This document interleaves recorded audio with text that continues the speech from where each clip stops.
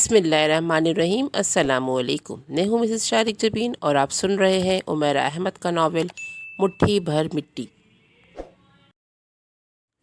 मुट्ठी भर मिट्टी। मैंने झुककर ज़मीन पर पड़ी हुई वो झंडी उठा ली। रात होने वाली मूसलाधार बारिश ने घरों और दीवारों पर लगी हुई झंडियों को ज़मीन बोस कर दिया था। मैं कुछ देर इस झंडी को देखता रहा, फिर मैंने इसे अपने ट्रैक सूट की जेब में डाल लिया। इस रास्ते पर नज़र आने वाली पहली झंडी। बहुत साल पहले मेरे बाप ने पाकिस्तान की सरजमीन पर पहला कदम रखते ही वहाँ की मिट्टी को एक रुमाल में बांधकर इसी तरह अपनी जेब में रखा था। मिट्टी की वो नन्ही सी पोटली आज भी मेरे पास महफूज है और हर साल किसी न किसी सड़क से उठाई जाने वाली एक झंडी भी। शायद मेरी कलेक्शन दुनिया की अजीब तरीन चीज़ों पर मुश्तमिल है। अपने यौम आज़ादी के बजाय अगले दिन किसी न किसी सड़क पर गिरी हुई कोई फटी मसली भीगी हुई एक झंडी।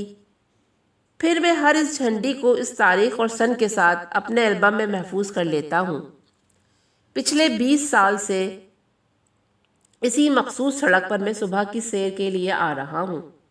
बरसात, सर्दी, गर्मी, ख़िज़ां, बहार, कोई मौसम, कोई त्यौहार, मेरा मामूल नहीं बदल सका, हत्ता कि मूसलाधार बारिश और तेज़ तूफ़ान भी। रात की बारिश ने हर चीज़ को गीला कर रखा है। तारकोल की सियाह सड़क भीग कर कुछ और चमकदार और नुमाया हो गई है। सड़क के किनारे लगे हुए दरख्त और पौधे बारिश के पानी में धुलकर कुछ और निखर गए हैं। इस वक्त भी आसमान पर गहरे बादल छाए हुए हैं और शायद कुछ देर बाद बारिश एक बार फिर शुरू हो जाएगी। बरसात की हवा में वही मखसूस नमी है जिसे पिछले कई सालों से इस मौसम में महसूस करता आ रहा हूँ। हवा में खुनकी भी है। कश्मीर की तरफ से आने वाले झोंकों की मरहूनी मिन्नत। सुबह सवेरे इस सड़क पर ट्रैफिक गायब है और इसके साथ गाड़ियों का शोर भी। अलबत्ता सड़क के किनारे लगी हुई घास में जमा शुदा पानी से महफूज होने वाले मेंढकों की आवाज़ें इस सन्नाटे को तोड़ रही हैं और कभी कभार सड़क के किनारे लगे हुए शाखों पर पनाह लेने वाले परिंदों की चहचहाहट भी। ये इस इलाके की सबसे खूबसूरत सड़क है और मेरा और इसका साथ अब 20 साल पर मुश्तमिल है। 20 साल पहले इस सड़क के दाएं बाएं घरों की बहुत महदूद तादाद थी। खाली प्लॉट सब्ज़े से ढके रहते थे। फिर आहिस्ता आहिस्ता इस सड़क पर कोई एक भी खाली प्लॉट नहीं, मगर घरों के आगे सड़क के किनारे घास और दरख्त ज़रूर बाकी हैं। मैं इस सड़क पर चहलकदमी करने वाला अकेला शख्स हूँ। मेरी उम्र के लोग, नौजवान लड़के लड़कियाँ, अधेड़ उम्र औरतें, वालिदैन के साथ 10-12 साल के बच्चे, वक्तन फ़वक्तन कोई ना कोई मेरे पास से गुज़रता जाता है। पूरा साल मैं इस सड़क पर बड़ी खामोशी के साथ चीज़ों पर गौर किए गुज़रता रहता हूँ, मगर साल में एक दिन नॉस्टैल्जिया का दिन होता है। इस दिन मैं इस सड़क से गुज़रते हुए माजी के अलावा और किसी चीज़ के बारे में नहीं सोचता, और वो आज का दिन होता है, 15 अगस्त। 54 साल पहले इस तारीख को मैंने अपने ख़ानदान के साथ पाकिस्तान की सरजमीन पर कदम रखा था। लफ्ज़ ख़ानदान शायद मैं जज्बात में आकर इस्तेमाल कर गया। मेरे साथ सिर्फ मेरा बाप था, 47 साल का एक दुख भरा अदमुआ कातिल। जिस काफ़िले में मैं पाकिस्तान आया था उस पे कम से कम 6 कातिल थे। बाकी के लोग क्या थे ये मैं नहीं जानता। सड़क पर चलते हुए लोगों का पहला ग्रुप मेरे पास से गुजरने वाला है। उनकी आवाज़ें मेरे कानों में पड़ रही हैं। 2025 तक पाकिस्तान तकसीम हो जाएगा। पिछले 3 सालों से अमेरिकन थिंक टैंक यही रिपोर्ट दे रहे हैं और इनके अंदाजे सही साबित होते हैं। 2025 तो बहुत दूर है। जिस तरह के हालात हैं ये काम तो इस साल से पहले ही हो जाएगा। 3 लोगों का मेरा हम उम्र ग्रुप अब मेरे पास से गुजर रहा है। हमने सर के इशारे और मुस्कुराहटों से सलाम व दुआ का तबादला किया और एक दूसरे के पास से गुजर गए। 2025 में पाकिस्तान टूट जाएगा। कियानी साहब का जुमला میرے ذہن میں اٹک گیا ہے۔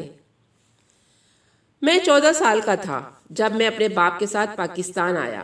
ہندوستان کی تقسیم کے بعد میرے باپ کا تعلق پٹیالہ سے تھا۔ وہ زمیندار تھا۔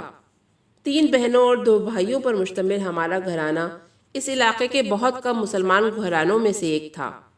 ہم لوگ وہاں بڑے سکون کی زندگی گزار رہے تھے۔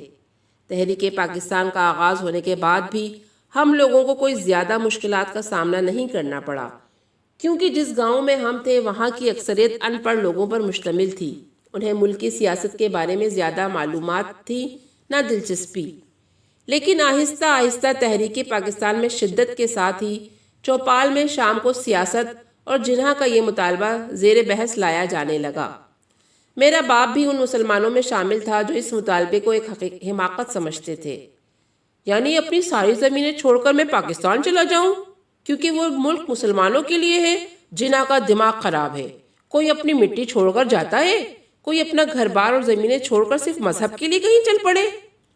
مجھے یاد ہے میرا باپ کئی سال یہی بات رات کو گھر میں ماں کے سامنے دہرایا کرتا تھا، اور گھر میں موجود سب لوگ اس کی ہاں میں ہاں ملاتے تھے۔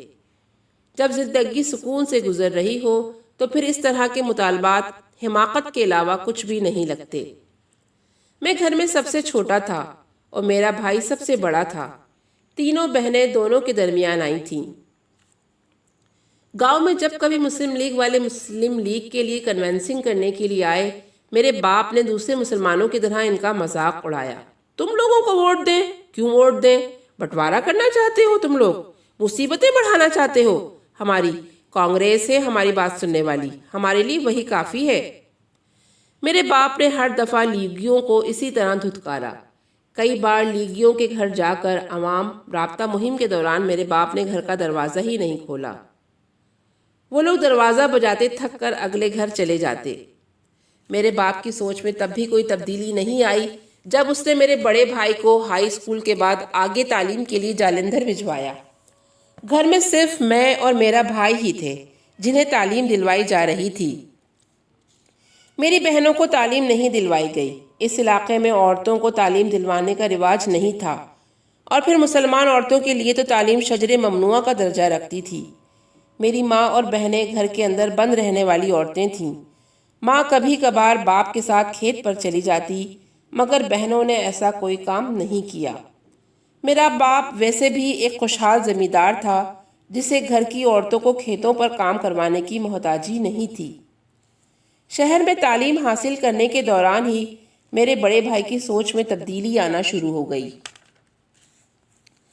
اب وہ جب بھی چھٹیوں میں گھر آتا تو مسلم لیگ کی بات کرتا، جناح کے گن گاتا، مسلمانوں کے حقوق پر بولتا، 2 قومی نظریے کے حق میں دلیلیں دیتا۔ وہ اپنے کالج کے بہت سے دوسرے مسلمان طلباء کے ساتھ جناح کی تقریریں سننے جایا کرتا تھا، اور شاید یہ کایا پلٹ وہی ہوا تھا۔ ان کی آواز میں جادو ہے۔ وہ بات کرتے ہیں تو ہندو لیڈرز کو لرزا دیتے ہیں، ان کی دلیلوں کے پرخچے اڑا کر رکھ دیتے ہیں۔ آپ لوگ تو گھروں کے اندر رہتے ہیں، آپ کو کیا پتا شہروں میں انگریز اور ہندو مسلمانوں کے ساتھ کیا کر رہے ہیں؟ آج ہندو انگریزوں کے پالتو کتے کا کام کر رہے ہیں۔ انگریزوں کے جانے کے بعد ہندو انگریز کی جگہ لے لے گا اور مسلمان ہندو کی، اور کم از کم میں تو کسی پالتو کتے کا کردار ادا کرنے کو تیار نہیں۔ میرا بڑا بھائی مظفر چولہے کے پاس چوکی پر بیٹھ کر روٹی کھاتا اور ساتھ بولتا جاتا۔ میری تینوں بہنیں، میں اور ماں اس کے ارد گرد بیٹھے اسے مروب انداز میں دیکھتے رہتے۔ میری بڑی بہن شکیلا اسے پورا وقت پنکھا جھلتی رہتی، ماں گرم گرم روٹیاں اس کے سامنے اتار کر رکھتی جاتی، منجلی بہن سغرا سالن کم ہوتے ہی کٹورا بھر دیتی، چھوٹی بہن مسلسل پانی کا گلاس دیکھتی رہتی کہ وہ خالی ہو تو اسے برق رفتاری سے بھرے، اور میں صرف اس کی باتیں، اس کی آواز کا اتار چڑھاؤ، اس کے چہرے کا بدلتا ہوا رنگ دیکھتا رہتا۔ جناح کون تھا؟ مسلم لیگ کیا کام کر رہی تھی؟ 2 قومی نظریہ کیا تھا؟ اور پاکستان کیا تھا؟ یہ ہم سب نے مظفر سے جانا تھا۔ وہ ہر بار نت نئی خبروں کے ساتھ واپس آتا، ہر بار اس کی آواز میں پہلے سے زیادہ جوش ہوتا، آنکھوں میں پہلے سے زیادہ چمک ہوتی، چہرے پر پہلے سے زیادہ سرخی ہوتی، اور جھولی میں پہلے سے زیادہ خواب ہوتے۔ میرا باپ گھر کا واحد شخص تھا جو مظفر کا مذاق اڑایا کرتا تھا۔ اسے گھر میں سب سے زیادہ مظفر سے محبت تھی۔ یہی وجہ تھی کہ وہ اسے ڈانٹتا نہیں تھا، مگر اس کی ہر بات کے جواب میں وہ کہتا، تم اس شخص کی تقریروں کی بات کرتے ہو جسے کافر قرار دیا جا چکا ہے۔ کوئی مولوی اسے مسلمان ماننے کو تیار نہیں۔ سب کہہ رہے ہیں جناح پاگل ہے، کافر ہے، مسلمانوں میں تفرقہ پھیلا رہا ہے۔ میں تو ان سے لوگوں کی بات سنوں گا اور اسی پر عمل کروں گا، جناح کی نہیں۔ میری باپ کی ایک ہی رٹ ہوتی۔ چوپال میں اب سیاست پر بھی بات ہوتی تھی۔ ہندوستان کے مستقبل کے بارے میں بحثیں ہوتی، مسلم لیگ اور کانگریس کے بارے میں بات ہوتی، گاندھی، نہرو، مولانا عبدالکلام آزاد اور جناح، جوہر اور لیاقت علی خان کا موازنہ کیا جاتا۔ مسلم لیگ اور اس کے لیڈر کو گالیاں دی جاتیں۔ میرا باپ بھی انہی مسلمانوں میں شامل تھا جو اسے گالیاں دیا کرتے تھے۔ 1940 کا عشرہ چل رہا تھا۔ میری بڑی بہن کی منگنی میرے ماموں زاد کے ساتھ ہو چکی تھی۔ کچھ عرصے تک شادی ہونے والی تھی، مگر پھر میرے ماموں زاد نے پنجاب یونیورسٹی میں داخلہ لے لیا۔ شادی ملتوی ہو گئی۔ طے یہ پایا کہ وہ تعلیم مکمل کر لے، پھر شادی کی جائے گی۔ انہی دنوں پنجاب کے کچھ علاقوں میں مسلمانوں کے خلاف بڑے پیمانے پر قتل و غارت کی گئی۔ چوپال میں یہ خبریں بھی پہنچتیں۔ ہاں تو جو لوگ غلط کام کرتے ہیں ان کے ساتھ ایسا ہی ہوتا ہے۔ یہ لوگ کیوں مسلم لیگ کے گماشتے بنتے پھرتے ہیں؟ نہ یہ مشتعل کرنے والے کام کریں، نہ مارے جائیں۔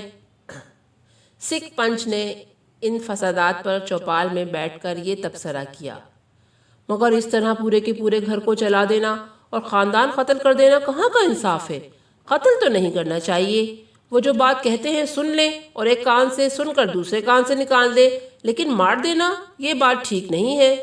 پہلی بار میرے باپ نے چوپال میں بیٹھ کر ایسی بات کہی۔ کیوں انصاف نہیں ہے؟ یہ فسادی لوگ ہیں، ان کے ساتھ ایسا ہی ہونا چاہیے۔ بٹوارا کرنا چاہتے ہیں، یہ گھر میں دیوار اٹھا دینا چاہتے ہیں۔ ٹھیک کیا اگر ایسوں کو مارا۔ چوپال میں بیٹھے ہوئے ایک ہندو نے کہا، اور وہاں بیٹھے سب لوگوں نے اس کی ہاں میں ہاں ملائی۔ میرا باپ خاموش ہو گیا۔ 1945 کا سال شروع ہو چکا تھا۔ 1945 اور 1946 کے دسمبر جنوری میں انتخابات منعقد ہوئے، اور یہ وہ انتخابات تھے جن میں میرا بھائی مظفر نے مسلم لیگ کے اسٹوڈنٹ فیڈریشن کا کام کرتے ہوئے مسلم لیگ کی امیدواروں کی کنونسنگ کی۔ وہ اپنے علاقے سے انتخاب لڑنے والے مسلم کے امیدواروں کے لیے علاقے کے تمام مسلمانوں کے گھر جاتا رہا اور وہاں کے ہندوؤں اور سکھوں کی نظروں میں آ گیا۔ چوپال میں پہلی بار میرے باپ کو اس کے بیٹے کی سرگرمیوں پر سرزنش کی گئی۔ میرا باپ خاموش رہا۔ وہ کیا کہہ سکتا تھا؟ الزامات سچ تھے۔ اس رات گھر آ کر اس نے پہلی بار میرے بھائی کو ڈانٹا۔ نہیں ابا، یہ زندگی اور موت کا مسئلہ ہے، اس بار گھر نہیں بیٹھ سکتا۔ اس بار اگر مسلم لیگ کے ساتھ الیکشنز میں وہ سب کچھ ہوا جو پچھلے الیکشنز میں ہوا تھا، اور وہ اتنی بری طرح ہاری جس طرح پچھلی بار ہاری تھی، تو ہم سب کچھ ہار جائیں گے۔ انگریز ہمیں ہندوؤں کے حوالے کر کے چلے جائیں گے، اور مجھ کو ان کا کتا نہیں بننا۔ اس بار اگر ہم نے مسلم لیگ کا ساتھ نہ دیا تو پھر اگلے کئی سو سال غلامی کی گزاریں گے، اور اس بار غلامی پہلے سے زیادہ بدتر ہوگی۔ میں نے زندگی میں کبھی اپنے بھائی کو اتنی بلند آواز میں اپنے باپ سے بات کرتے نہیں دیکھا تھا، مگر اس رات وہ بولتا رہا۔ میرے باپ کی کوئی دلیل اسے قائل نہیں کر سکی۔ جمعیت علماء ہند کے بیانات کے علاوہ بھی حوالے بھی اسے متاثر نہیں کر سکے۔ جو لوگ آج جناح کو کافر کہتے ہیں، وہ کل جناح کا ہاتھ چوما کریں گے، وہ اس کا مزار بنا کر اس پر فاتحہ پڑھا کریں گے۔ جو لوگ آج پاکستان کے مطالبے کو ذہنی فطور کہتے ہیں اور اسے گالیاں دیتے ہیں، وہ کل اسی طرح پاکستان میں پناہ لینے کے لیے بھاگیں گے۔ جناح کافر نہیں ہے، وہ پریکٹیکل مسلمان ہے۔ مولویوں کی طرح دین کی بات نہیں کرتا، دین پر عمل کرتا ہے۔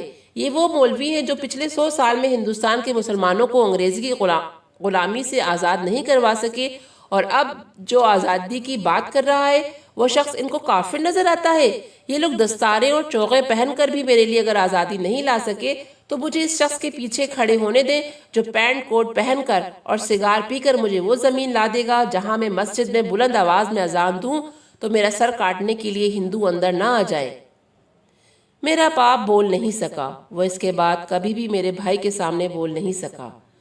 مسلم لیگ نے 1945 اور 1946 کے انتخابات میں حیرت انگیز کامیابی حاصل کی، اور وہ مسلمانوں کی تقریباً تمام سیٹیں جیت گئی۔ کانگریس کے حامی مسلمان امیدوار ہمارے علاقے میں بری طرح ہارے۔ الیکشنز میں جیت کے بعد مسلم لیگ کے مطالبے میں اور بھی شدت آ گئی۔ برٹش حکومت اب مسلم لیگ کو پہلے کی طرح نظر انداز نہیں کر سکتی تھی۔ چوپال میں میرے باپ کے لیے ناپسندیدگی اور بڑھ گئی۔ میرے بھائی کے خلاف باتیں کی جاتی۔ میرا باپ اگر بڑا زمیندار نہ ہوتا تو شاید اب تک اسے چوپال سے نکال دیا جاتا، مگر اب بھی وہ ایک طرح کے سوشل بائیکاٹ کا شکار تھا۔ حالانکہ وہ اب بھی کانگریس کی بات کرتا تھا۔ اس نے الیکشن میں کانگریس کے حامی امیدواروں کو ہی ووٹ دیا تھا۔ اس کے باوجود چوپال میں کوئی بھی اس سے خوش نہیں تھا۔ 3 جون 1947 کو تقسیم ہند کا اعلان کر دیا گیا۔ میرا بھائی اس خبر پر خوشی سے پاگل ہو کر گھر آیا تھا۔ میرا باپ ہمیشہ کی طرح ناخوش تھا۔ اب ہم پاکستان چلے جائیں گے، وہاں مغربی پنجاب میں رہیں گے، آپ لوگ انتظامات شروع کر دیں۔ اس نے میرے باپ سے کہا، میں کہیں نہیں جاؤں گا، یہاں میری زمینیں اور گھر بار ہے، میں کوئی احمق ہوں جو انہیں چھوڑ جاؤں، پھر یہاں ہمیں تکلیف کیا ہے؟ میرے باپ نے ہمیشہ والا جواب دیا، ہم وہاں کلیم داخل کروائیں تو زمینیں اور گھر ہمیں وہاں بھی الاٹ ہو جائے گا۔ میرے بھائی نے باپ کو سمجھایا، مگر وہ رضامند نہیں ہوا۔ ٹھیک ہے، آپ مت جائیں، مگر میں پاکستان میں ہی رہوں گا، میرے بھائی نے اعلان کیا۔ پھر میرے باپ نے پھر بھی اس کی بات پر کان نہیں دھرے۔ تیسرے دن میرے بھائی کو واپس شہر جانا تھا۔ میرے باپ نے اس سے کہا کہ وہ اگلے دن میری ماں اور بڑی بہن کو ساتھ والے گاؤں میں چچا کے گھر چھوڑ آئے۔ میری چچا زاد کی شادی ہونے والی تھی اور میری ماں بڑی بہن کے ساتھ وہاں جاتی، پھر اسے رہنے کے لیے چھوڑ کر اسی دن بھائی کے ساتھ واپس آ جاتی۔ وہ تینوں چچا کے گھر کبھی نہیں پہنچ سکے۔ گاؤں کے باہر جانے والے رستے پر میری ماں اور بھائی کو بڑی بےرحمی کے ساتھ ذبح کر دیا گیا۔ میرے بھائی کے جسم کے کئی ٹکڑے کر کے وہاں پھینک دیے گئے۔ ہاں، البتہ میری ماں پر رحم کیا گیا، اس کی صرف گردن کاٹی گئی جسے درخت پر لٹکا دیا گیا تھا۔ میری بڑی بہن شکیلہ کا اس دن کچھ پتہ نہیں چلا، البتہ 3-4 دن بعد گاؤں کے قریبی جنگل میں اس کی بے لباس لاش کٹی پھٹی حالت میں ملی تھی۔ اسے صرف جنگلی جانوروں نے نہیں ادھیڑا تھا، انسانی جانوروں نے بھی بھنبوڑا تھا۔ ناول کا بقیہ حصہ انشاءاللہ اگلی ویڈیو میں لے کر حاضر ہوں گی۔ تب تک مجھے اپنی دعاؤں میں یاد رکھیے گا۔ اللہ ہم سب کا حامی و ناصر ہو۔ السلام علیکم۔